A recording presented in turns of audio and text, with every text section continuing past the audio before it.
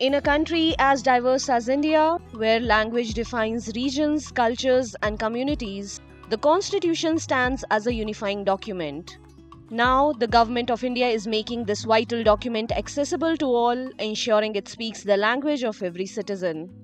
The initiative got a push when on November 26, 2024, on Samvidhan Divas, President Draupadi Murmu unveiled the Sanskrit and Maithili translations of the Constitution.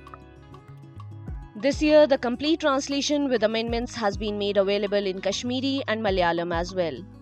संविधान की जो प्रतियां मैथिली और संस्कृत भाषा में जो 106 पार्लियामेंट ने जो उसमें अमेंडमेंट पास किया था उसको सबस्यूम करते हुए उसका उद्घाटन किया था। वो बुक रिलीज वहां पर माननीय राष्ट्रपति जी ने किया। उसके उपरांत हमने जो इस वर्ष कश्मीरी में और मलयालम में हमने जो है संविधान की जो सबसे लेटेस्ट प्रति है 106 अमेंडमेंट को इनकॉर्पोरेट करते हुए वो भी पब्लिश कर लिया है। So far, the Constitution has been translated and published in 19 different languages, including Assamese, Bengali, Gujarati, Kannada, Malayalam, Marathi, Urdu, among others. हमारा ये बहुत ही डेडिकेटेड प्रयास है कि हम जो बाकी भाषाएं हैं, अब तक हम वैसे 8 भाषाओं में तो संविधान की लेटेस्ट प्रति छाप चुके हैं।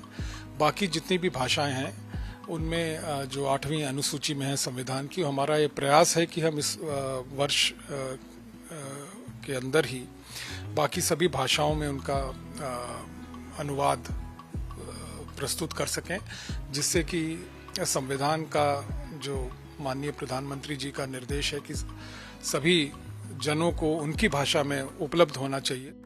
By the end of 2025, the Constitution of India, along with all its amendments, will be available in all the 22 languages listed in the 8th schedule of the Constitution.